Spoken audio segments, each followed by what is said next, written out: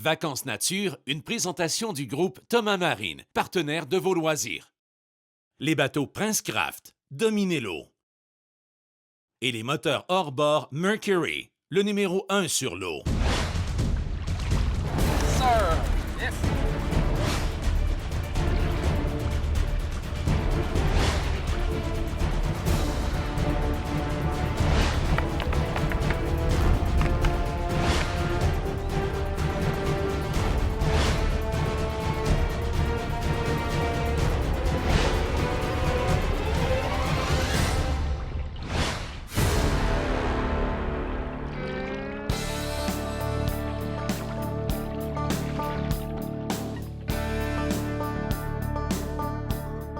À de rares exceptions près, lorsque l'hiver s'installe à l'île d'Anticosti, il ne fait pas ça à moitié. Nous sommes à la deuxième semaine du mois de décembre et déjà un épais tapis blanc recouvre l'île. À tel point que les cerfs changent leur comportement, passant en mode hiver. Quand ils sont en mouvement, ils demeurent faciles à repérer. C'est qu'on s'en va, là. Là, on est dans le secteur de la Loutre Ouais. et dans la partie de la côte à John qu'on appelle. Côte C'est à un secteur John. qui est propice. Ouais. Il y a des passes de chevreuil à ce temps-ci de l'année. Dès qu'on a de la neige un peu comme ça, le pied Ouais. de la côte est une passe naturelle pour le chevreuil, puis ça déboute dans un grand champ. Ah, On va ouais. aller voir ce grand champ, on va voir s'il y a du chevreuil. Parfait. Je te Bon. suis, moi. Les ruisseaux ne sont pas encore complètement gelés, mais la froidure s'installe. Un grand vent balaie le golfe Saint-Laurent et étend son souffle jusqu'au centre de l'île, n'arrivant pas à ralentir dans les savanes. La méfiance, d'ordinaire très aiguisée d'un mâle bien panaché, lui fait lever la tête à l'arrivée des chasseurs sans pour autant que cela dérange outre mesure. Le vent arrive à parler plus fort que les sportifs qui, de leur côté, discutent stratégie devant un mâle nullement intimidé par leur présence et n'en continuent pas moins à brouter paisiblement. Bien que la distance de tir soit grande, les deux chasseurs de chevreuils évaluent la possibilité de faire feu. Se peut-il que la bourrasque soit pour un tireur un redoutable rival? Non. Je te suis, je te tue. Mais c'est-tu fou? Il y a une piste qui traverse la swamp qu'on a vue en s'en venant. Une. Il y a un gros bac à faire manger de l'autre bord. Ouais. C'est fou de même, là. La chasse tardive en décembre se veut le prolongement de la saison de chasse à Anticosti tout en offrant une nouvelle expérience aux chasseurs. Les sportifs découvrent ainsi les plaisirs de chasser sur la neige tout en logeant dans le havre de tranquillité et de paix qu'est le village Port-Meunier à cette époque de l'année.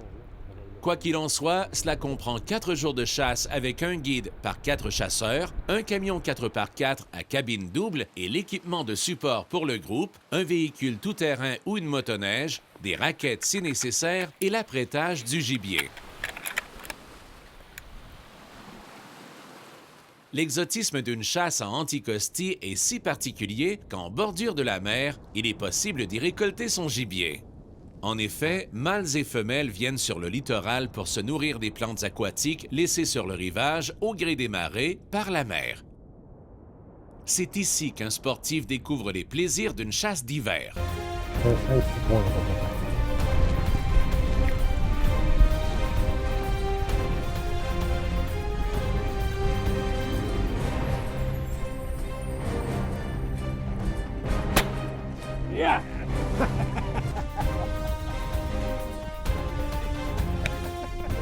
Ah oui, ah oui, ah oui. Ça aussi, c'est typique de la chasse à ce temps-ci de l'année. Vois-tu, le chevreuil, il s'en venait pour manger en bordure de mer. C'est d'être patient, c'est d'attendre. C'est en nous. Il est à quoi? À 40 mètres de nous, 30 mètres?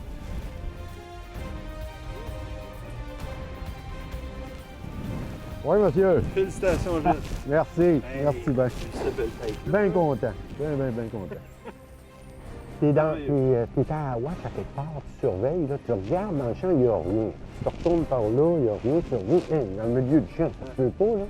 La vitesse que ça peut se déplacer. Ça, c'est un chevreuil typique d'une grosseur moyenne, là. Bon, une belle courbe dans le panache, pas trop large. Un chevreuil d'une douzaine de pouces. Mais le deuxième, check bien ça. Dans les minutes qui suivirent, nos deux Nemrod se sont retrouvés devant une situation toute particulière. 2 cerfs de Virginie sont côte à côte, mais l'un d'eux est victime d'albinisme, c'est-à-dire qu'il est partiellement blanc. Il est loin, il est loin. Ah, quand il va!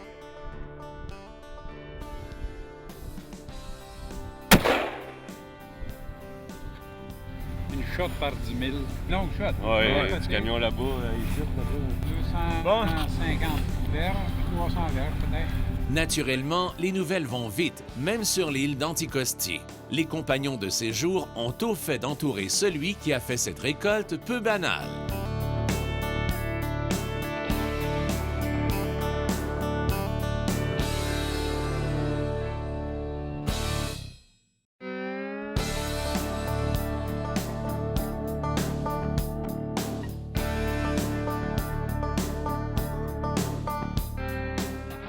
La chasse d'hiver a ce petit quelque chose de merveilleux qu'aucune autre saison ne peut offrir. C'est la blancheur et le silence des déplacements. Ainsi, les amateurs de chasse fine ont la possibilité d'effectuer une progression vers le gibier sans que ce dernier sursaute à la moindre brindille qui craque sous leurs pas. Plus ils se rapprochent de la bête, plus ils sont précautionneux. Recourbés tout en gardant les yeux rivés sur le chevreuil, ils avancent silencieusement pendant que la bête continue à brouter. Les grandes savanes, ces majestueuses tourbières, attirent les cerfs de Virginie en tout temps de l'année. Cependant, l'hiver les rend plus visibles. C'est un avantage précieux. On va essayer de se rapprocher un petit peu encore. Non seulement faut-il faire attention où l'on pose le pied, mais il faut parfois se rapprocher passablement du gibier pour effectuer un tir précis.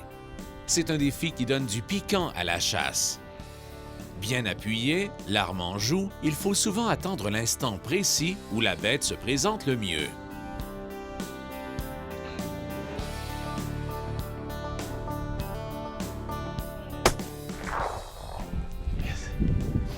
Curieusement, dans cette vaste tourbière, plusieurs chevreuils broutaient et il y en avait qui étaient beaucoup plus près des sportifs et ceux-ci ne les ont jamais vus. Un beau petit deuxième. Il est parti dans cette direction-là, fait que on va marcher par là.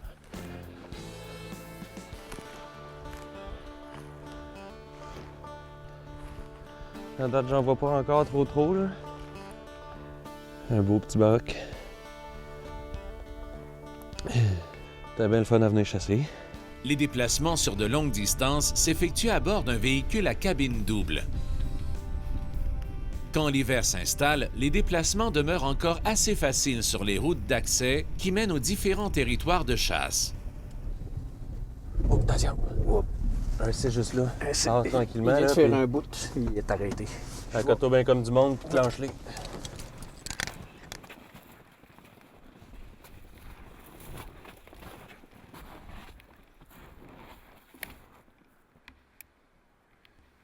Il est beau. Yes! Ah! Yes, sir! Paf! Il est tombé, mon homme! Pas loin, il est resté là. Hurrah! Hi! Numéro 1. Yes, sir! C'est beau. Ah! Beau. T'es couché ici.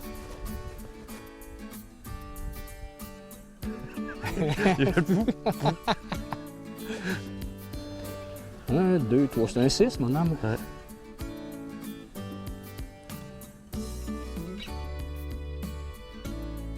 Ah, super belle. J'aurais aimé ça, avoir ça. Voilà donc un sportif qui a toutes les raisons d'être fier, non seulement de son trophée, mais aussi de son coup de feu. La belle aventure de la chasse tardive dans l'île d'Anticosti mérite bien quelques bonnes images avec une venaison qui a du panache et un chasseur tout souriant. On prend une deuxième. Un petit 6, mais avec un beau rack. Ouais. Henri Meunier, le chocolatier français, était sans doute loin de s'imaginer que les 220 cerfs de Virginie qu'il a introduits dans l'île en 1896 peupleraient autant plus d'une centaine d'années plus tard. Le cheptel, selon le dernier inventaire réalisé en 2006, comptait quelques 166 000 têtes. Toutefois, les résidents de l'île se plaisent à mentionner un chiffre qui serait plus aux alentours de 200 000.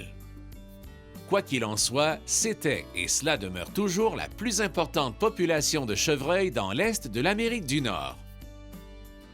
Les sportifs qui viennent de partout dans le monde pour vivre l'expérience Anticosti apprécient les observer notamment l'hiver, une fois leur chasse complétée. Un phénomène particulier et surtout propre à Anticosti veut que la neige s'amène d'abord dans l'île par le nord. De cette manière, les chevreuils ont tendance à migrer à ce moment-là vers le sud.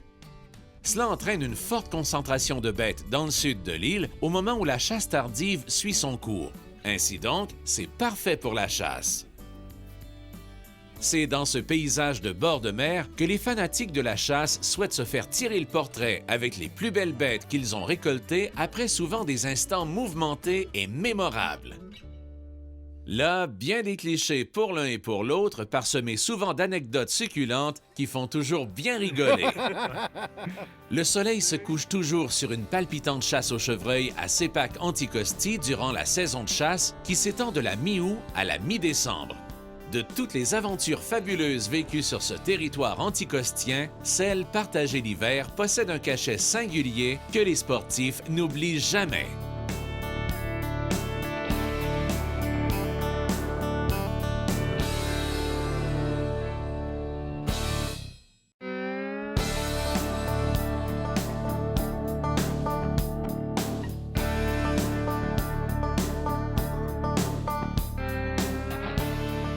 Ces voiturettes rangées et stationnées, voilà ce qui distingue avec le plus d'à-propos cet endroit prestigieux. Un sens du service, de l'accueil et de l'organisation, rodé avec tellement de soin, ont fait du pays de Réalmacé la plus importante des pourvoiries. L'auberge comprend 24 suites, dont 6 avec bain tourbillon et 18 chalets, dont 8 ont un foyer, contribuant à son immense célébrité. T'en mouches, ton plomb pincé, t'es parti. Voilà, mon chum, avec ça, t'es équipé. Jérôme, tu vas faire une belle pêche, c'est sûr. Toi, bel arc-en-ciel. Comme d'habitude, les conseils sont extraordinaires. Ça fait plaisir, Sylvain. Merci. Bien, ici, présentement, on est sur le lac à la Loutre, comme vous le savez. Le Réal vous en a parlé ce matin. Fait que ça fait partie de votre séjour de 3 jours. C'est un lac de truite mouchetée qui a une moyenne de poids de 2 livres à 2 livres et demi dans la mouchetée.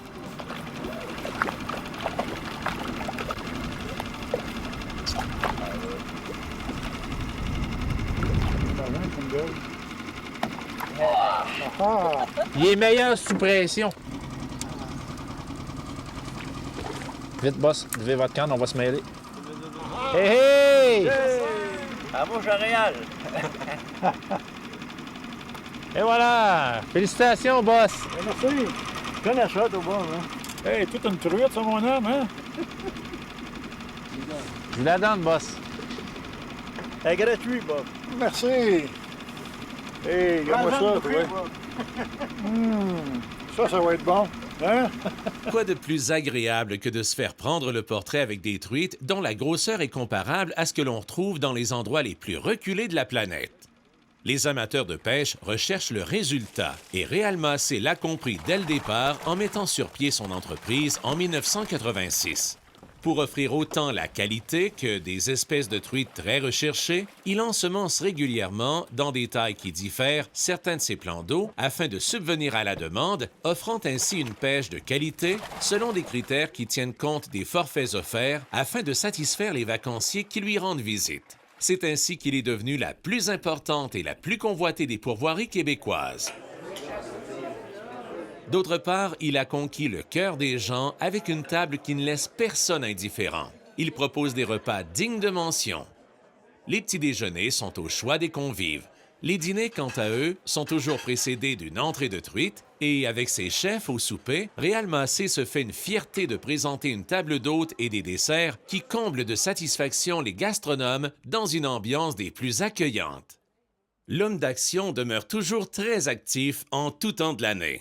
Pourquoi ma saison en Afrique est en octobre et novembre, c'est assez facile à expliquer. Premièrement, moi ici, en octobre et en novembre, à la pourvoirie, j'ai pratiquement rien à faire. C'est la saison des réparations. Ça, c'est un. J'ai beaucoup de temps à consacrer aux gens pour l'Afrique. Deuxièmement, l'importance capitale. C'est que je bénéficie de meilleurs prix en octobre et en novembre. Parce qu'en octobre et en novembre, c'est la fin de saison des chasses en Afrique du Sud. Donc, mes prix sont plus abordables. Les voyages sont moins coûteux que si j'y allais en janvier ou en février-mars. À venir jusqu'à présent, j'ai fait exactement 11 pourvoiries différentes en Afrique. Je vais en être avec mon 11e groupe cette année. Ça fait 3 ans consécutifs que je fais de l'Afrique continuelle en octobre et novembre. Mais par contre, mes expériences vécues au cours d'une dizaine d'années, je pense que c'est une expérience incroyable et c'est un véhicule qui vaut beaucoup aujourd'hui pour ce que je fais dans le futur.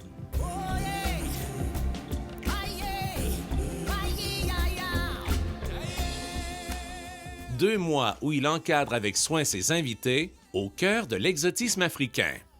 En remontant. C'est ça, vous l'avez. Fait que là, ramenez-la tranquillement. Je vais mettre le bateau au neutre. Ça aide, là, je pense. Ça se peut qu'elle se laisse venir. Oh! Il y en a une, la grosse. Toujours les madames qui pognent le poisson en premier. OK, arrêtez de rentrer du fil. Vous en avez une belle, là, vous, là. Et voilà! Bravo! Ça, c'est facilement 3 livres, là. C'est un peu gros place à mon goût. Félicitations! Merci! C'est 1-0 pour madame, là, monsieur, là. Beau poisson. Ces personnes vivent des instants mémorables qui leur procurent une satisfaction qu'ils n'auraient pu connaître ailleurs parce qu'ils sont entourés de petits soins grâce aux bons offices d'un personnel chaleureux, diligent et courtois dédié à la satisfaction des visiteurs. Levez le bout de votre canne. Puis laissez-la venir vers moi tranquillement. Oui, oui, vous en avez une belle de vous, là. Oui, monsieur. Regardez les belles couleurs. Ah, l'honneur est sauvé! Toutes les fois que madame en prend une, monsieur en prend une. Hein? Il se laisse pas imposer rien. Voilà une photo qui représente tout le bonheur et toute la satisfaction de séjourner au pays de Réal Massé. Gardez votre langue, c'est ça. Gardez votre nez en l'air. Ah, vous en avez encore une belle de vous, là? Faites-là, il n'y aura pas de chicane de... Oui, bravo! Faites-là, il n'y aura pas de chicane de famille. Quelle satisfaction! Je suis content. Très content. Très content. Une belle truite de chez Réal Massé. La place idéale pour venir pêcher.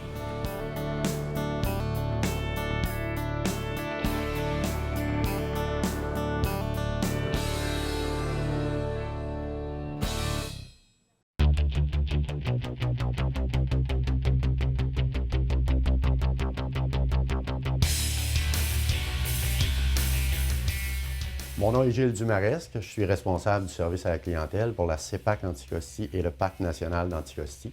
Je termine ma 36e année sur l'île d'Anticosti et avec un cheminement de guide de chasse, guide de pêche, chef guide, gérant de secteur, ensuite à différents niveaux avec des responsabilités pour aujourd'hui être responsable du service à la clientèle. Aujourd'hui, on va parler de la future auberge Port-Meunier. Le 19 novembre 2011, un incendie a ravagé l'auberge Port-Meunier au complet. Il faut comprendre que l'auberge Port-Meunier était le seul lieu touristique qu'on avait pour accueillir, entre autres, nos groupes corporatifs, nos gens aux échanges de groupes qui venaient pour le dîner, une période d'attente et tout ça. On se doit maintenant de reconstruire une nouvelle auberge. La CEPAC a fait l'acquisition du seul hôtel. Il y avait un petit hôtel qui a 10 chambres à coucher et qui nous permettait cette année de pallier aux besoins avec le manque de l'auberge. L'an prochain, on va avoir la construction d'une nouvelle auberge, l'auberge Port-Meunier. Déjà, on a vu les dessins de cette auberge, très intéressant, avec une capacité 16 chambres à coucher, quelques chambres avec cuisinette, qui va être capable de répondre aussi à des besoins qui sont un peu différents. Dans le passé, on avait uniquement de l'hébergement avec une grande salle à manger. Dans l'avenir, des gens pourront faire la location d'une vanette, bâtir le forfait ou encore nous leur construisons un forfait à leur mesure.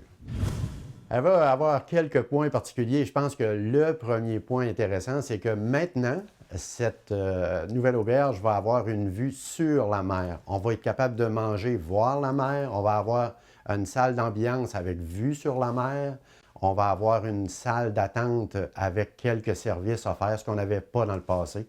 Il y aura aussi une boutique avec différents produits offerts pour la clientèle, des produits souvenirs principalement. Et un centre d'interprétation, un beau centre. On n'a jamais, c'est une première en Anticosti. Ça va être fait conjointement avec notre parc national d'Anticosti. L'équipe d'architectes de la CEPAC s'est basée principalement, en ce qui concerne le style de ce futur auberge-là, sur le look de ce que Meunier bâtissait à l'époque. Pour les matériaux, ce seront le bois et la pierre qui seront en vedette. Pour les gens qui s'intéressent, qui voudront suivre la progression de la nouvelle auberge, vous pouvez aller visiter notre site web où on montre progressivement l'avancement de ces travaux.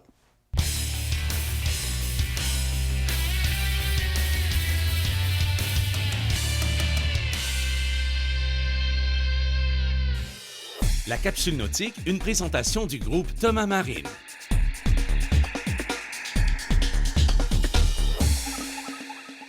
Salut, nous sommes en plein cœur des Bois-Francs à l'usine Prince-Craft et ici, nous sommes au cœur de la tempête. Ici, on brasse des idées. C'est sérieux. Ici, on dessine. Oui, ça débute alentour d'une table. OK. Disons une table ronde. Et là, on va commencer là, à sortir les idées. Les idées viennent de qui? Bien, les idées viennent des gens qui ont déjà des embarcations, des futurs clients. Vient aussi des guides de pêche, de nos pro-staff, du personnel de chez Prince-Craft. Et on discute alentour de la table et là, on va sortir des idées. Et par la suite, qu'est-ce qu'on fait avec nos idées? On les dessine. On les dessine, Martin. OK. Et lorsque le dessin devient le moindrement sérieux, l'étape suivante, on produit une maquette. Exactement. Martin, de ce côté-là, Danny, lui, travaille à l'élaboration du croquis au niveau informatique. Et lorsque, comme tu dis, ça devient sérieux, on se transporte du côté des maquettes. Ça, c'est la dernière étape avant l'installation dans l'embarcation. Exactement. On va mettre ça sur papier. On va vérifier si le tout est conforme. On va encore discuter. Et par la suite, on se transporte du côté de l'usine de fabrication de pontons. OK. Et là, c'est du concret. Donc, ça passe du dessin à la maquette à votre nouvelle embarcation. Exactement. Comme Parfait. on dit, ça part toujours d'une bonne discussion alentour de la table pour faire quelque chose de bien. La semaine prochaine, nous serons à quelque part dans l'usine. Soyez-y.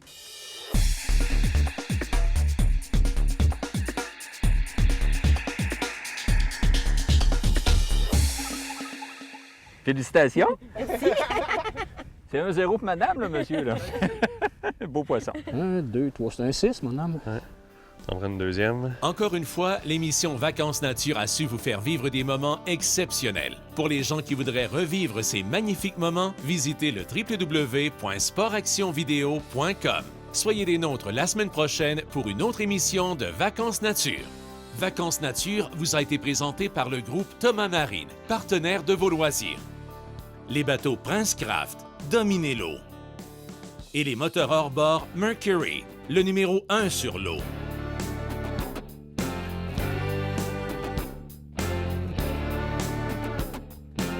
Une belle truite de chez Réal Massé. La place idéale pour venir pêcher.